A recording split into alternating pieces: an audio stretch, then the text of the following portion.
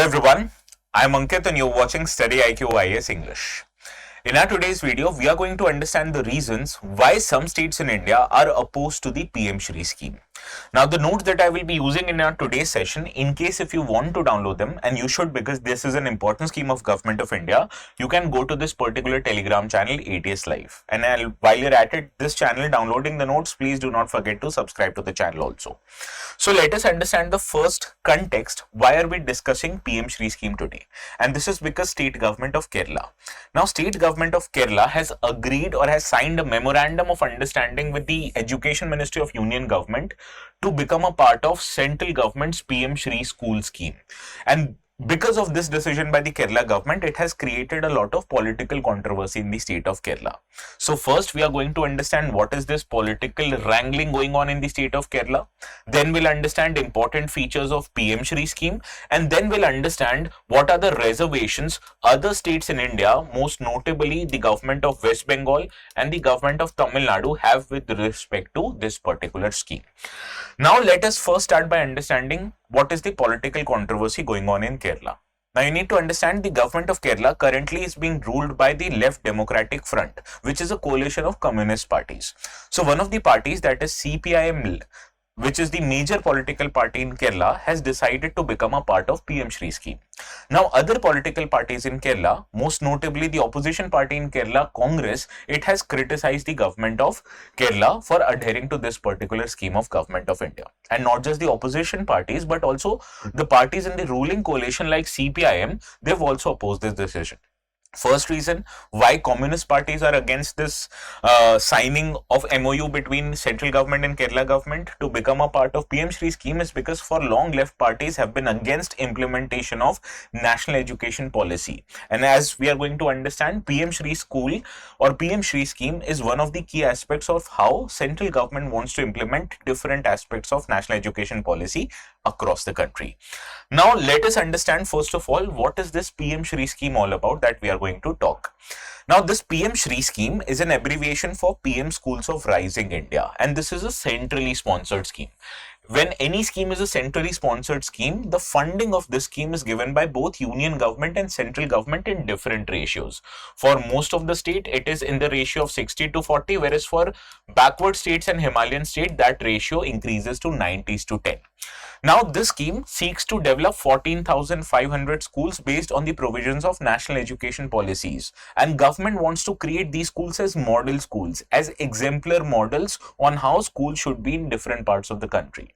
And as far as now, about 13,070 schools have become a part of PM-SHRI scheme, which includes 1,533 schemes governed by, or 1,533 schools governed by central government, including Kendriya Vidyalayas and Navodaya Vidyalayas.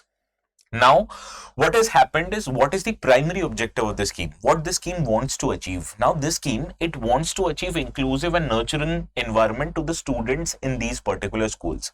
And this is going to be provided through diverse learning experience, in addition to providing access to quality digital infrastructure as well as learning resources. So this is what the scheme wants to achieve. Now, let us understand what are the important features of this scheme. First of all, this scheme provides innovative learning experience. It tries many experimental learning methods like art-based learning systems, toy-based learning systems to provide better quality education to students.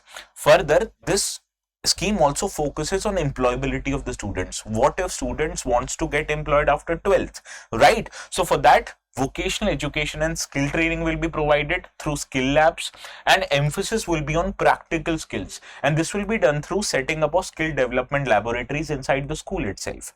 So this talks about not just education but also employability of the students.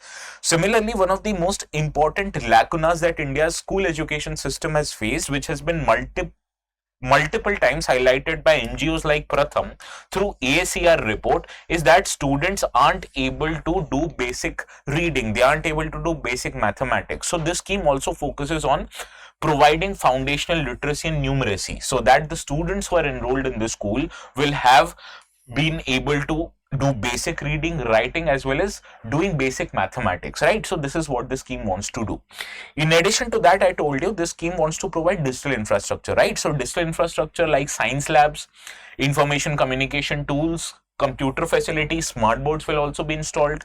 Learning outcomes according to this scheme will not be solely based on rote learning. Rather, students will be provided competency based assessment so that they are able to not just get good knowledge but also apply this knowledge in day-to-day situations. And to assess the performance of schools, school quality assessment framework would be done so that the schools are able to maintain higher standards as compared to other schools in the region. Now, one of the most important features of this scheme is that it focuses on achieving zero dropout. That schools must ensure universal enrollment, and not just enrolling students is important, but also retention of these students are important so that they are able to complete their schools, right? So these are the important features of PM-SHRI scheme. Now, this scheme is going to continue for 5 years, that is from the financial year 2022-23 up till 2026 and 27. And after the scheme ends, the responsibility of maintaining the higher standard of that schools, that is PM-SHRI schools, would be of state governments, right? So they will be responsible for maintaining the benchmarks. Now, as I told you, this is a centrally sponsored scheme. So out of the 27,316 crore budget, more than 18,000 crores will be provided by central government. Rest will be pitched in by the state governments themselves. Now, for any state to become a part of this scheme, as I told you, they have to sign an MOU with the Education Ministry of Union of India, and that is what Kerala government has done. Now, what kind of schools are eligible to become PM-SHRI schools? This includes all schools managed by state, central government, as well as union territory administrations, as well as local bodies. And as a result, all Kendriya Vidyalaya schools, all Navodaya Vidyalaya schools which are run from permanent buildings automatically become a part of this scheme. In addition to that, what is the eligibility criteria? How can schools be selected for the scheme? That also is important. Now, the selection criteria here follows a challenge mode, and it subscribes to a 3-stage process. In the first stage, the state would have to sign an MOU with the central government. Then they would identify eligible schools based on UDISC plus data, and then these identified schools would go under a challenge mode where eligible schools would compete among themselves to fulfill a criteria which has been set by central government. And as state and union territory would verify the claims, then they would recommend the names to the central government and to an expert committee which is headed by an education secretary. They will make the final selection. So this is how the schools would be identified and then provided benefits under PM-SHRI scheme. What are the features? I've already told you. Now let us understand why are some states opposed to PM-SHRI scheme. Now, as Kerala government now has decided to become a part of PM-SHRI scheme, now only 2 state governments remain out of it. That is state government of Tamil Nadu and state government of West Bengal. First, let us understand what is the reservations highlighted by Tamil Nadu government. Now, we need to understand Tamil Nadu government is ruled by an opposition party to the central government, that is the DMK party. And they have been opposed to PM-SHRI scheme for a long time. Why? Because Tamil Nadu government feels that once we are going to implement PM-SHRI scheme, we would subscribe to each and every aspects of national education policy. And if you read the historical documents, you will understand that Tamil Nadu government for long has rejected national education policy, and on the other hand, they have favored their own state-led education policy. So this is why Tamil Nadu government is opposed to it. On the other hand, the government of West Bengal is opposed to it on political and symbolic reasons. The reason that West Bengal government is highlighting that you have named the scheme as PM-SHRI scheme, which means it is having the branding of central government, and they have a problem with it. Why? Because this is a centrally sponsored scheme. Yes, majority of funds, that is 60% of funds, is going to be provided by central government, but rest 40% is going to be provided by state government. So when state government is paying the cost, it undermines the federal fairness, and this is what this is the reservation what the West Bengal government has highlighted. Okay. Now let us understand why has Kerala government changed its position. Now, Kerala government withdrew earlier from signing MOU because it wanted them to implement NEP entirely in the state. Now, earlier Kerala government, which I've already told you is ruled by left parties led coalition, UDF, they have opposed to NEP because they see NEP as a tool of saffronization of education in the country. And they've also argued that PM-SHRI scheme will bring state schools under the complete control of central government, which might not be true. But 2025 or this year, they finally agreed to sign an MOU after central government withheld the funds under Samagra Shiksha Abhiyan, right? So what is this Samagra Shiksha Abhiyan? What has forced Kerala government to sign the scheme? Let us understand this. Now, the central government earlier made a condition that if you have to become a part of PM-SHRI scheme, you have to fulfill the criterias under Samagra Shiksha Abhiyan. And Samagra Shiksha Abhiyan seeks to implement Right to Education Act. It seeks to provide uniforms and textbooks to the students. It seeks to include differently abled students and also reimburse the private schools for admissions of economically weaker section students.